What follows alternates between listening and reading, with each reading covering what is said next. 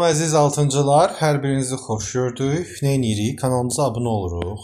Əvvəlcə bunu qeyd edək. Abunə olun. Bəyənin. Və paylaşın. Şərh yazmağı da unutmayın. Nömrələrimizlə də qruplarımıza qoşula bilərsiniz. Nömrələrimizlə də əlaqə saxlaya bilərsiniz. 81 72. Vaxt itirmədən tapşırığımıza keçirik. Deməli, qoca aşpaz mətnini istifadə etməklə cədvəli tamamla. Yoldan keçən adam nəyə görə dəvət edilir? Çünki qoca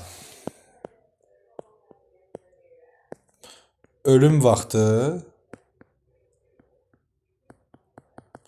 etiraf etmək istəyir. Etmək istəyir. Ona görə çağırır. Necə deyərlər ki, aşpaz nəyə görə oğurluq eləyir? Çünki arvadına yazılmış bahalı dərmanları ala bilmirdi. Bəstəkar klavisinə yanaşıb çalmağa başlayır. Onun nəticəsində də qoca gəncliyini gözündə canlandırır. Növbəti qoca naməlum adamın adını soruşur.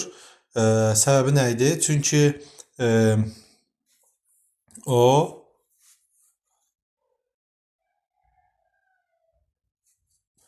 bu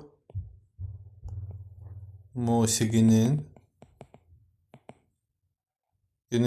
sahibini tanımaq istəyir.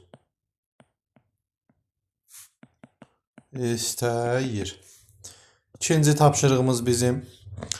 Əsərin baş qəhrəmanı qoca aşpazdır.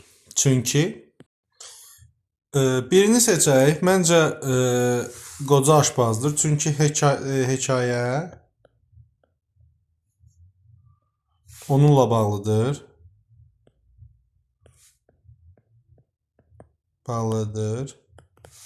Onun haqqında da daha çox məlumat alırıq. Baş qəhrəmanı necə deyərlər? Bunu da seçə bilərsiniz bəzən. Amma ola bilər ki, nə ola bilər? Əsas ideya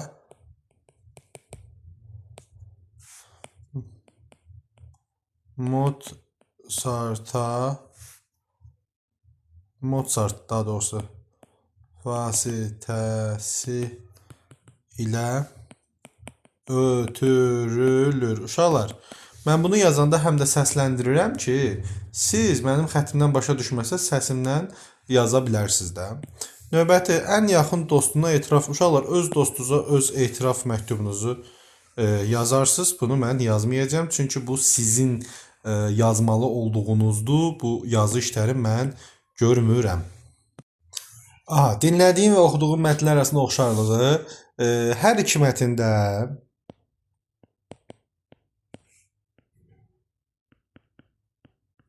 baş qəhrəmanlar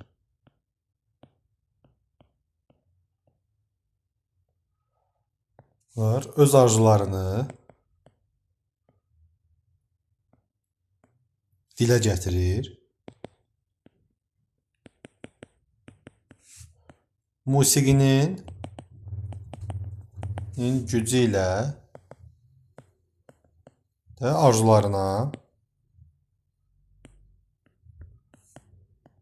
çatırlar. Yəni bunları yaza bilərik. Ətrafını siz də uzada bilər. Mən qısa yazdım. Deməli, bilməcəni həll etməkdə Mozart eyni adlı əsərini öyrənin. Gəlin belə deyək. Bu qırmızı və yanları göy xətt. Buna M gedir. Da getmir. Sonra yanlar göy, yuxarı tünd Ü gedir. Ü olur. Bir dənə Ü var.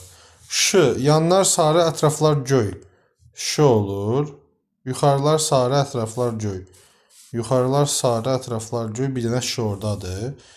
Ç, yuxarılar qırmızı, yanlar göy. Yuxarılar qırmızı, yanlar göy. Bir də hanı o? Ç.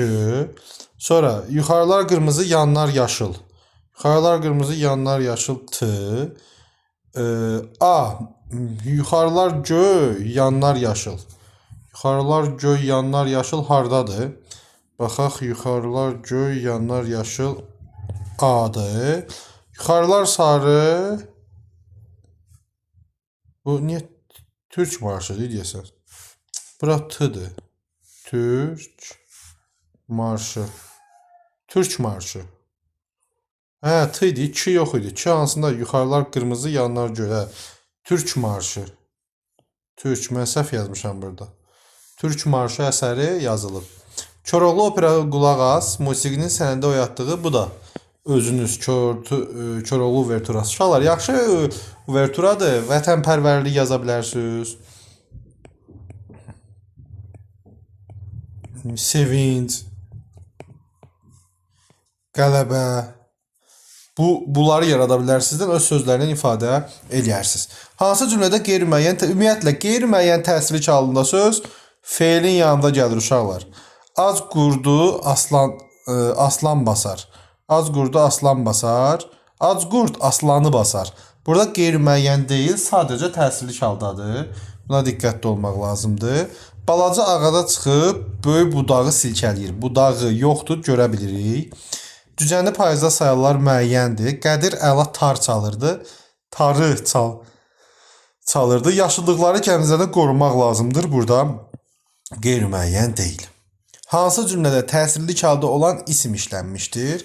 Qələm yazanı qılınc poza bilməz. Burada işlənib əslində sadəcə söz birləşməsinin tərkibindədir. Buna diqqətli olmaq lazımdır. Yəni nə olsun, necə deyirlər? Söz birləşmənin tərkibində olub ola bilər ki, götürməyə bilərsiniz. Deyəcəksiniz ki, yox, olmasın, amma diqqətli olmaq lazımdır ki, necə deyirlər? Bizdən yalnız təsirli halda olan ismi istəyir. Və yazan sözü də burada fe'li sifətdir. Bizdə isim istəyir. Özünü əvəzlikdir. Ağı, nəyi sifətdir. 5'i saydı. Birdən quş civiltisine oxşayan bir səs eşitdim.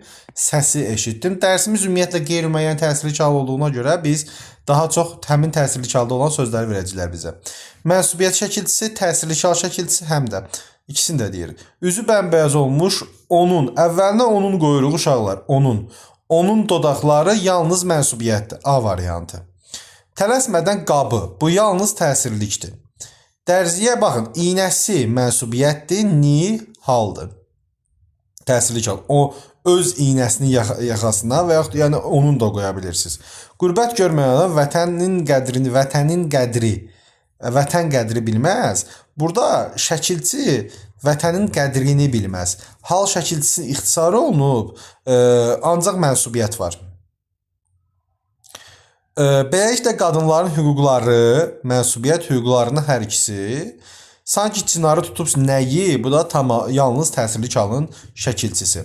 Növbəti sualımız bizim, son sual oldu ki, neçə səhifə oldu bu? 14, 15, 16 deyəsən oldu, düzdür. Başlığa yazanda bunu bilimlər, uşaqlar, ona görə baxıram. Bu fasilədə siz də kanala abunə olub şərh yazmağı və bəyənməyi unutmursunuz. Hansı cümlələr tamamlıq vəzifəsində olan isim qeyri-müəyyən təsirli haldadır? Vasif həyətdəki ağacları müəyyəndir.